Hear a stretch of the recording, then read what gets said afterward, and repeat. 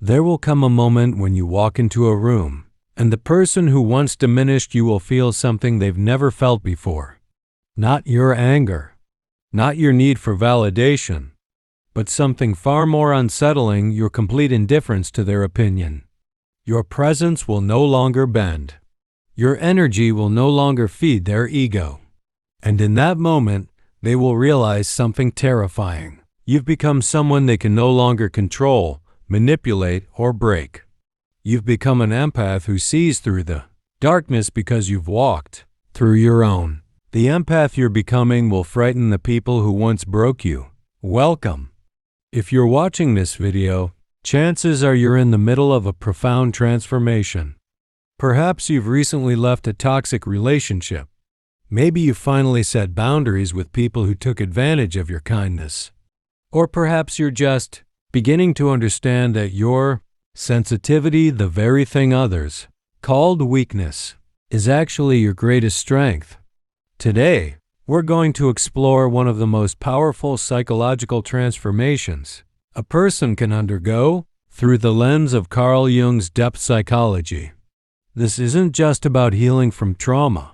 This is about the alchemical process of turning your wounds into wisdom, your pain into power, and your empathy into an unshakable force that actually frightens those who once believed they had power over you. We'll journey through the psychology of empathic transformation, understand why toxic people fear your growth, and discover how to embrace the powerful empath you're becoming. This video is long because transformation isn't a soundbite, it's a process. So get comfortable and let's begin this journey together. Before we dive in, if you're ready to transform your understanding of yourself, hit that subscribe button and ring the notification bell. This content is designed for deep thinkers and soul searchers like you. Chapter 1: The Wounded Empath. Understanding the Empathic Nature. Let's start at the beginning. What is an empath? In psychological terms, empaths are individuals with heightened emotional sensitivity and awareness. Carl Jung never used the modern term empath, but he understood this phenomenon deeply through his concept of psychological types and what he called feeling function. Empaths don't just understand emotions. Intellectually, they experience them viscerally. You walk into a room and feel the tension no one is acknowledging. You hear what people aren't saying. You carry the emotional weight of others, often without realizing you've picked it up. Jung believed that some individuals are born with a more permeable psychological boundary between self and other. This isn't a flaw, it's a different way of experiencing reality. But here's the crucial point Jung would make. This gift becomes a curse when you haven't yet learned to integrate your shadow. The shadow and the wounded empath. Jung's concept of the shadow is essential to understanding why empaths get broken in the first place. The shadow contains everything we've repressed, denied, or failed to acknowledge about ourselves. For many empaths, the shadow contains something crucial: healthy aggression, boundaries, and the ability to say no. Why? Often because in childhood, empaths learned that their sensitivity was rewarded, but their assertiveness was punished. You learn to read the room to stay safe. You learn to manage other people's emotions to prevent conflict. You learn to sacrifice your needs to maintain peace. This created a perfect storm, a person with extraordinary perceptual abilities, but without the psychological defenses necessary to protect themselves. And this is exactly what toxic people can sense and exploit. Why toxic people target empaths.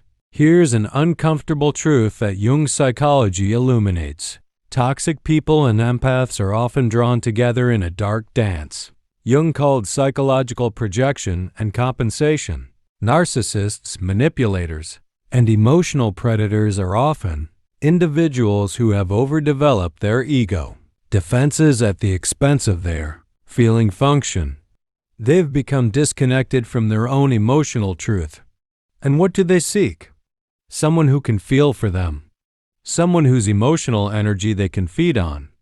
someone who will give endlessly without demanding reciprocity. You, the empath, were taught that love means sacrifice. They learn that power means taking. You believe that if you just love them enough, they'd heal.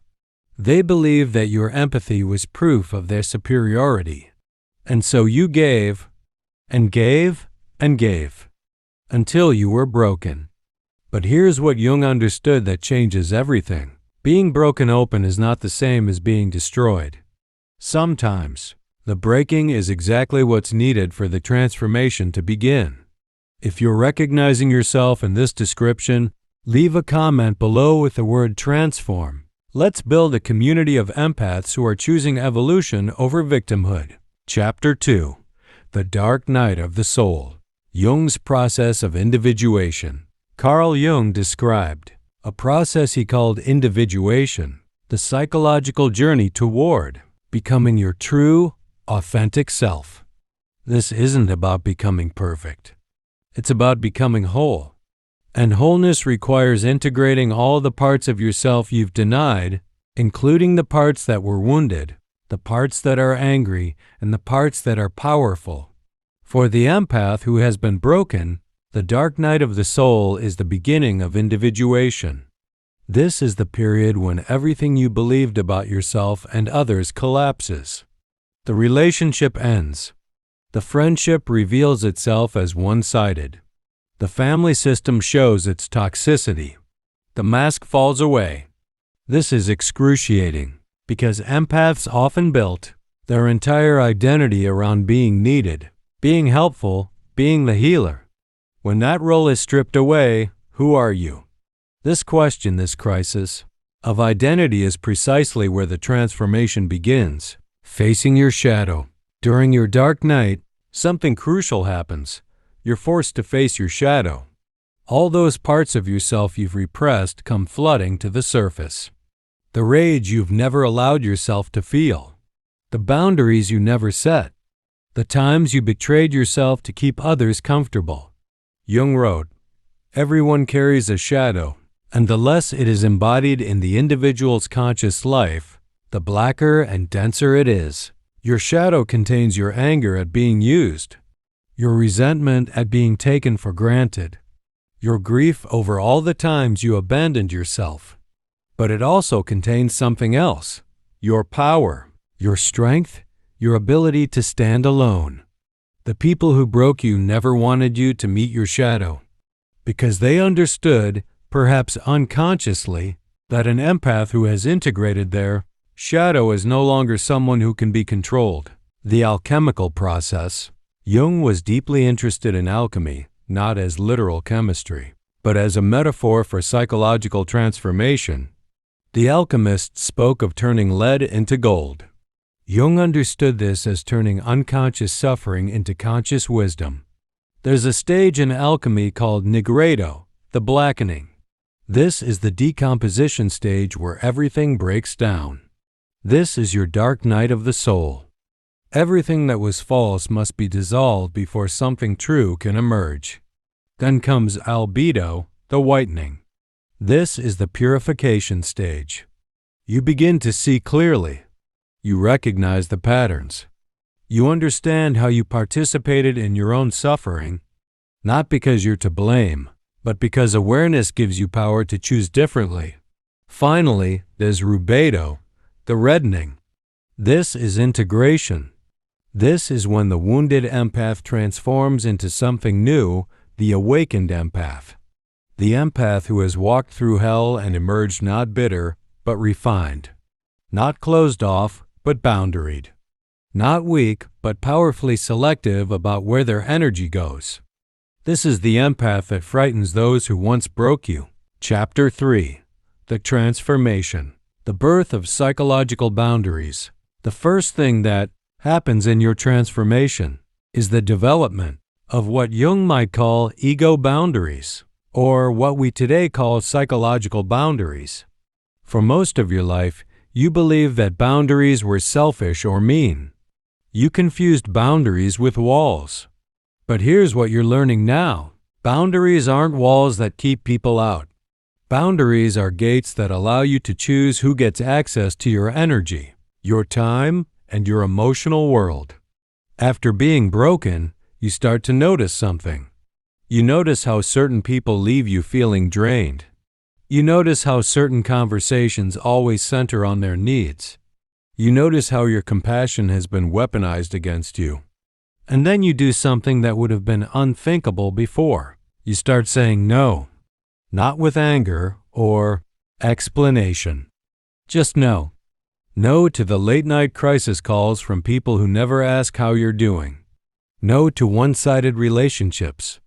No to being someone's emotional dumping ground. This is terrifying for the people who broke you because your no means they can no longer feed on your yes. Your boundary reveals that their access to you was based on your lack of boundaries, not on genuine connection. Developing discernment. The next stage of transformation is the development of discernment. Jung distinguished between thinking and feeling, but mature feeling includes discernment, the ability to distinguish between genuine emotion and manipulation, between your feelings and the feelings you've absorbed from others. The old you felt everything and took responsibility for everyone's emotional state. The transformed you still feels deeply, but you've learned to ask a crucial question. Is this mine to carry? You develop what we might call energetic literacy. You can feel when someone is being authentic versus performing.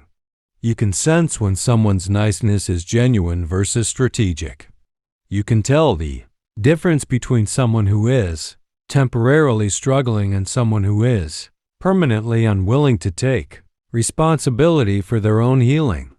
This discernment is powerful because it means you're no longer operating on autopilot. You're no longer reflexively helping, fixing, or saving. You're choosing consciously and deliberately how to engage. And this frightens toxic people because they rely on your lack of discernment. They need you to believe that their crisis is always the most important thing. They need you to confuse intensity with intimacy, chaos with connection.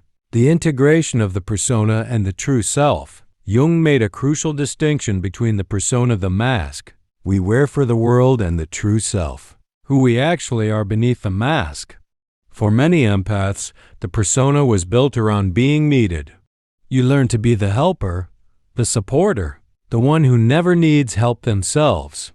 This persona was rewarded with approval, with being called so kind, so understanding, so selfless. But beneath this persona, who were you? What did you need? What did you want? What made you angry? These questions went unasked because the persona served an important function. It kept you safe, gave you identity, and earned you love. The transformation requires dropping this false persona and meeting your true self. This is both liberation and grief. Liberation because you no longer have to perform emotional labor that depletes you. Grief because you realize how much of your life was spent being who others needed you to be rather than who you actually are. The empowered empath integrates these aspects. You can still be caring and compassionate, but it flows from wholeness rather than woundedness. You give from overflow rather than depletion. You help others not to earn love, but as an expression of your nature when it genuinely serves everyone involved. This integration creates something that toxic people find deeply threatening: authenticity. You're no longer performing. You're no longer managing their emotions. You're just being yourself, and your authentic self refuses to participate in the dynamics that once defined your relationship. We're halfway through this journey. If this content is resonating with you, please take a moment to like this video and share it with someone who needs to hear this message. Your support helps this content reach other empaths who are undergoing their transformation. Chapter 4. Why your transformation frightens them. The mirror effect. Let's explore why your transformation is so disturbing to the people who once broke you. The first reason is what we might call the mirror effect. Jung believed that we often see in others what we cannot see in ourselves. When a toxic person encounters a transformed empath, they're confronted with something uncomfortable, evidence of growth they're unwilling to undertake themselves. Your healing mirrors their stagnation. Your boundaries mirror their invasiveness. Your peace mirrors their chaos. Your self-sufficiency mirrors their parasitic approach to relationships. Before your transformation, you were a comfortable mirror. You reflected back their importance, their rightness, their centrality. Now you're a different kind of mirror, one that reflects their dysfunction, their emptiness, their inability to form genuine connections. And they don't want to see that reflection. So they'll often try to break the mirror by devaluing your growth. They'll call you cold, selfish, not the person you used to be. They're right about the last one. You're not that person anymore. But they're wrong about what that means. The loss of supply. The second reason is brutally practical. You are no longer supplying what they need. In psychology, we talk about narcissistic supply, the attention, admiration, and emotional energy that narcissistic and toxic individuals require to maintain their self-image.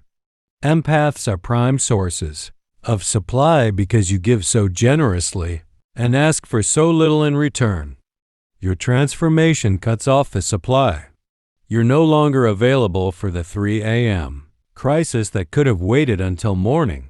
You're no longer providing endless validation for their victim narrative. You're no longer sacrificing your needs to accommodate their wants. This isn't punishment, it's self-preservation. But to them, it feels like rejection and abandonment. Not because they love you, but because they need what you provided. Jung would say that such people haven't developed their own inner resources, so they must extract them from others. When you stop allowing the extraction, they experience you as threatening to their psychological survival, the challenge to their narrative. The third reason your transformation is frightening is that it challenges their entire narrative about you and about the relationship. Toxic people construct elaborate narratives to justify their behavior. You were too sensitive. You were too needy. You caused them to react. You forced them to be cruel. They were the victim. You were the problem. These narratives served a crucial function. They absolved them of responsibility and allowed them to maintain their self-image as good people. Your transformation destroys this narrative. Because if you were actually the problem, your absence should have improved their life. If you were the toxic one, they should be thriving now that you've set boundaries or left. But often, the opposite is true. Without you to manage their emotions, absorb their projections, and provide their supply, their dysfunction becomes obvious sometimes even to themselves, but certainly to others around them. Your success, your peace, your growth after leaving them is living proof that you weren't the problem. And this truth is deeply threatening because it means they might have to face something they've spent their entire lives avoiding, responsibility for their own emptiness, the fear of your perception. Finally, transformed empaths are frightening because you now see them clearly. You understand the manipulation tactics. You recognize the patterns. You're no longer confused by their charm or intimidated by their anger. Jung spoke about the power of seeing and being seen. To truly see someone is to witness them, without the distortions of projection or idealization. You now see them not as you wish they were, but as they actually are. And they can feel that you see them. Your presence no longer validates their false self. Your energy no longer feeds their ego. Your compassion no longer enables their dysfunction. The most frightening thing about a transformed empath is this: you've moved from being someone they could manipulate to someone who understands exactly what they are and refuses to participate any longer. That shift in perception from victim to observer is the ultimate loss of power for the toxic person. Chapter 5. Embodying the Powerful Empath. Grounded Empathy versus Boundaryless Compassion. Now let's talk about what it means to embody the powerful empath you're becoming. This isn't about becoming cold or closed off. It's about transforming your empathy from a wound into a weapon not to harm others, but to protect yourself and serve truth. There's a crucial difference between grounded empathy and boundaryless compassion. Boundaryless compassion says, I feel your pain, so I must fix it. Grounded empathy says, I feel your pain, and I honor your capacity to handle it. Boundaryless compassion leads to codependency and burnout. Grounded empathy maintains connection while honoring autonomy. You can be deeply compassionate without taking responsibility for another person's emotional state or life choices. Jung would call this maintaining your psychological sovereignty. You remain an individual with your own needs, boundaries, and life path while still being capable of deep empathy for others. This is the empathy that makes toxic people uncomfortable because it refuses to enable. It sees their suffering but won't rescue them from consequences. It acknowledges their pain but won't accept blame for it. The power of selective engagement. The powerful empath understands something crucial. Not everyone deserves access to your empathy. This isn't about being judgmental. It's about being realistic. There are people who want to heal and people who want to use your healing energy without changing. There are people who are temporarily struggling and people who have made victimhood their identity. There are people who will honor your empathy and people who will weaponize it. Your gift is precious. Your emotional energy is finite. Your time is irreplaceable. The powerful empath becomes selective about where these resources go. This doesn't mean you lack compassion for those you don't engage with. It means you recognize that some people are not your responsibility, some relationships are not your assignment, and some transformations are not yours to facilitate. You can wish someone well from a distance. You can have compassion without contact. You can acknowledge someone's pain without making it your project. Trusting your intuition. Jung believed deeply in the wisdom of the unconscious and what we might call intuition. For empaths, intuition is especially powerful because you're picking up on subtle cues that others miss. The wounded empath had strong intuition but learned to doubt it. How many times did you feel something was wrong but talked yourself out of it? How often did your body tell you to leave but you stayed? How frequently did you sense deception but accepted the explanation? The powerful empath trusts their intuition completely. When something feels off, it is off even if you can't articulate why. When someone's words don't match their energy, you trust the energy. When your body contracts around a person, you honor that signal. This trust in your inner knowing makes you unmanipulable. Toxic people rely on you doubting yourself. They need you to accept their version of reality over your direct experience. When you trust your intuition, you become immune to gaslighting. Living from your center. Finally, the powerful empath learns to live from their center rather than from their wounds. This is what Jung meant by achieving psychological integration.